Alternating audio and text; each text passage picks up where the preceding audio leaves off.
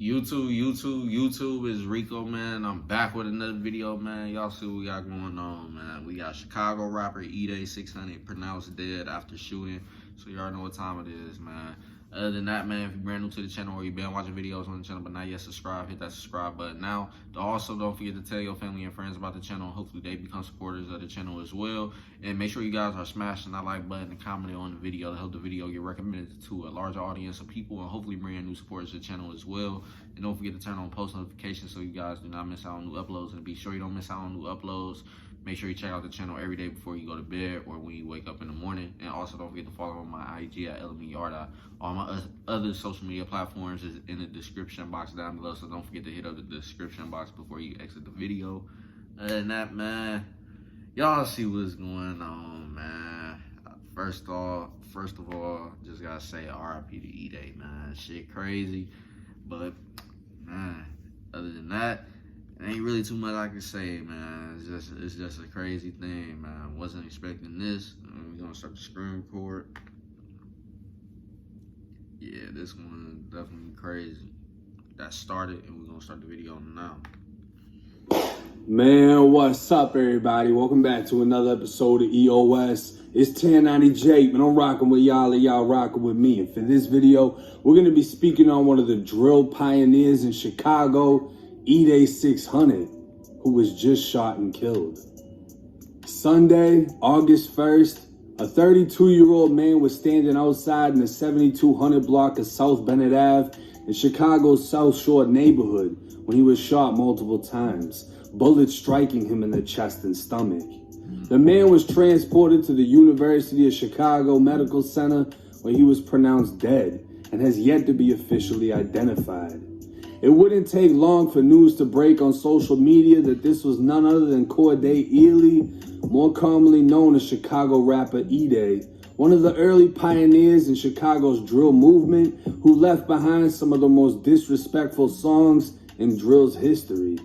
Some of the oldest videos I could find on YouTube date back to 2011, showing Edai with some of Chicago's most famous names before the fame, like Chief Keef, Lil Durk, Rondonumbanine, L.A. Capone. The list goes on and on.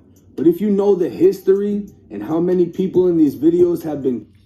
Man, around that time and being around the city around that time, man, it was a crazy time for sure, man. Definitely had the music lit. Everybody was just vibing and shit, man. It was going crazy around that time when they first all came out and became known and shit like that. Other than that, though, man, it's just crazy that this was only 10 years ago, and now it's already 10 years later. Like, time went by fast as hell. Like, I don't even feel like time went by like that, but shit is crazy, man. Just gotta appreciate, man, every year of your, pretty much every day of your life. At the end of the day, man, you just gotta do it. Just never know when it might be your time. It's just that simple. Other than that, let's continue on. Killed since then or sentenced to decades in prison. It's crazy to think how far the few lucky ones have made it. The following year in 2012, billionaire Black and FBG Duck would drop a diss song entirely dedicated to Edai, titled Edai Is You Serious, while the pressure between 600 and FBG would continue for the next decade.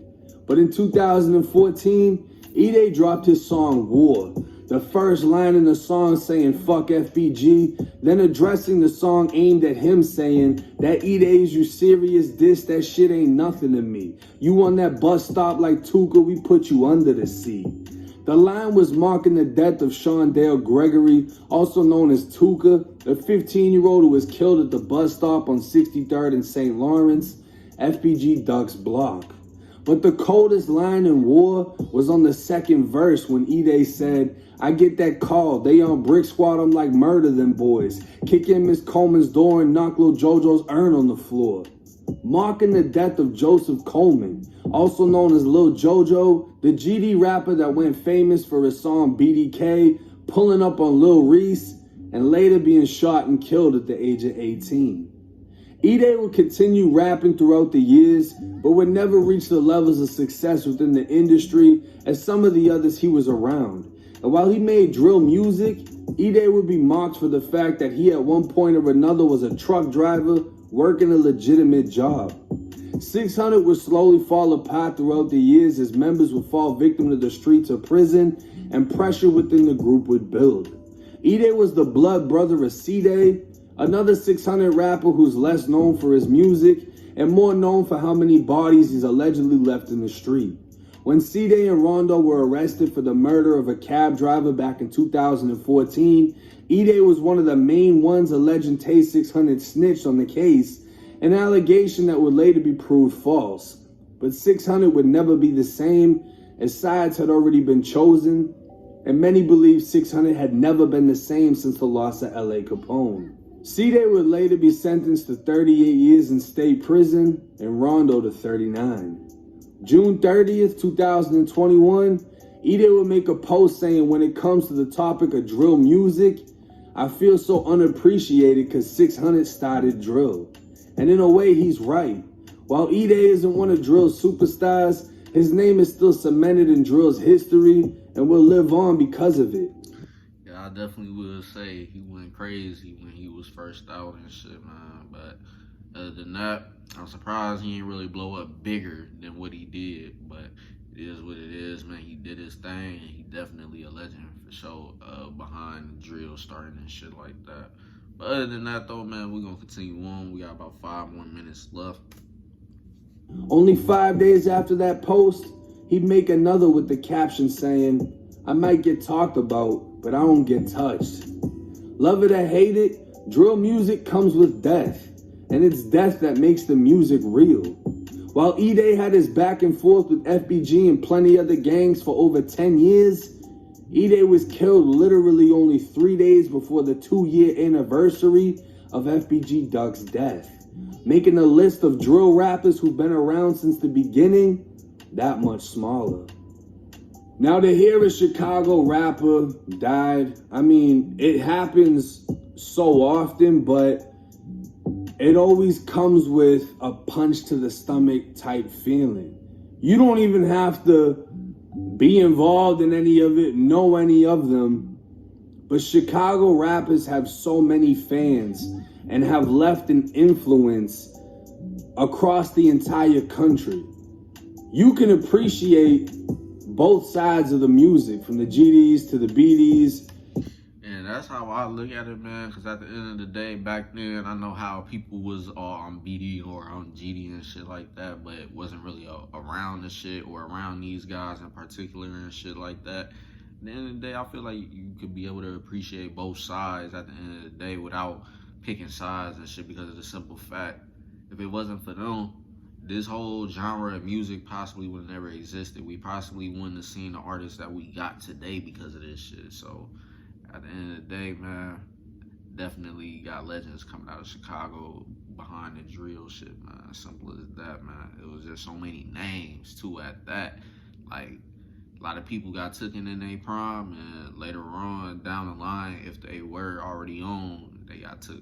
So at the end of the day, or died of natural causes, etc., etc. But other than that, though, man, it's just crazy, man, because it's like these group of guys really changed the music industry as a whole and shit, and show, like, look, you got a lot of talent out here that's actually in the streets for real, like, really doing shit, like, possibly in shootouts and all type of shit. So just to see that they was able to put that shit all in music and blow up off of it is just crazy.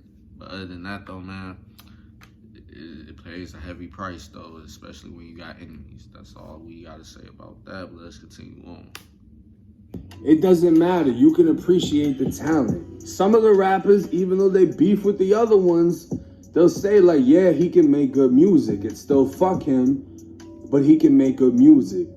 Chicago has a lot of fucking talent, and Chicago is killing off their talent.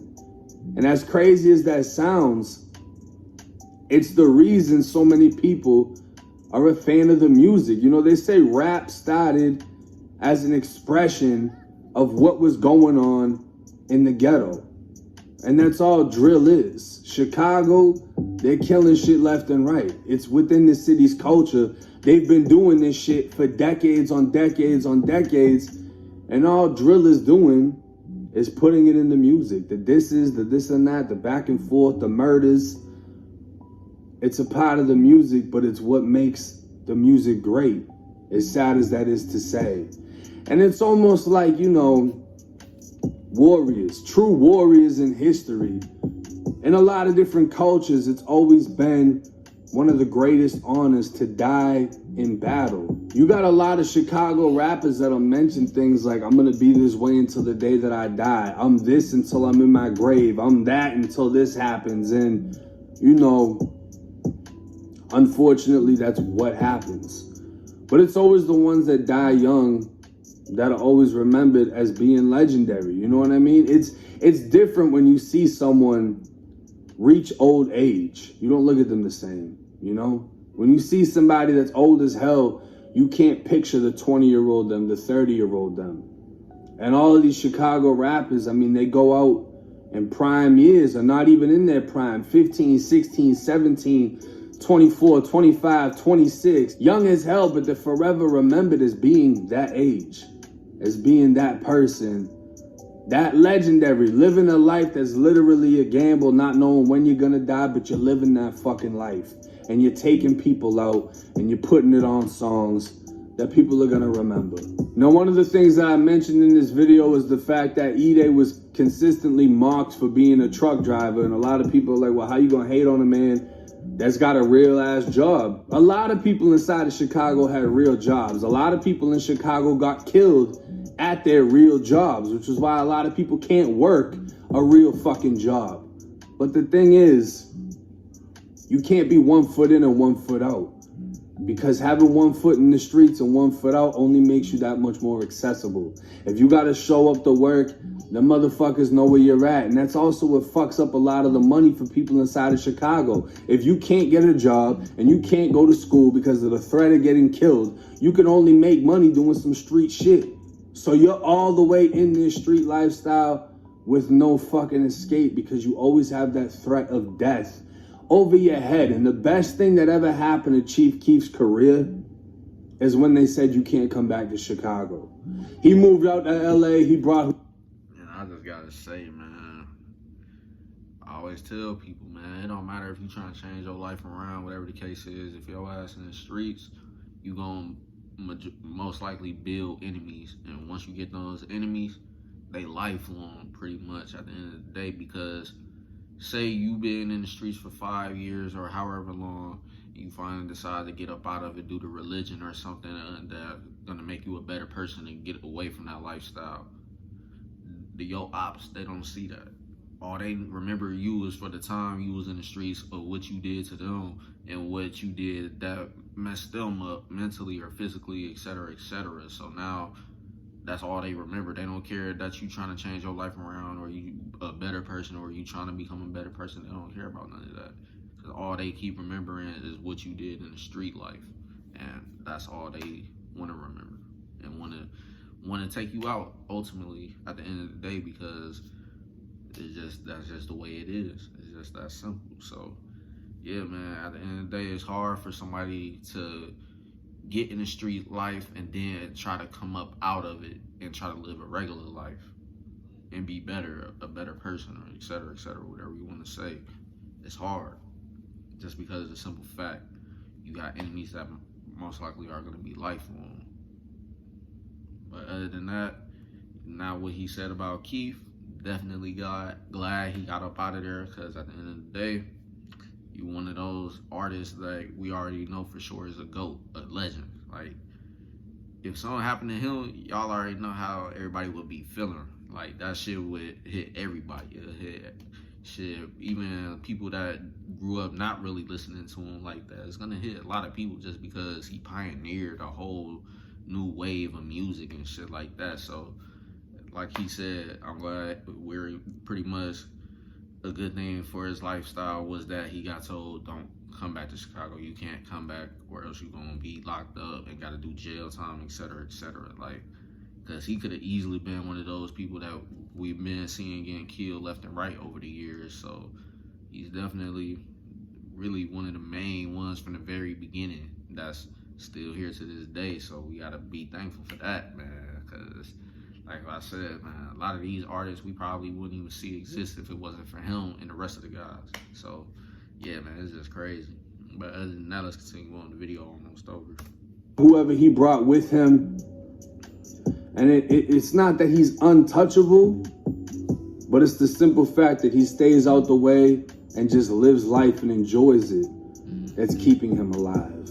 And I mean, a lot of other people moved out of Chicago too, but they fucked up and went down to Atlanta. Atlanta ain't sweet. Motherfuckers are still getting whacked down there too. So, you know, shit's crazy, but that's just how it goes. Rest in peace to Cdai. It's 1090J. I'm rocking with y'all. And that's pretty much the end, man. Definitely RIP to Cdai.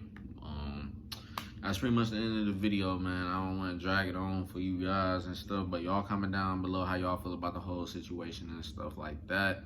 But yeah, man, that's pretty much the end. If you guys enjoyed my video and the reaction, make sure you leave a like, comment, and subscribe if you're brand new to the channel.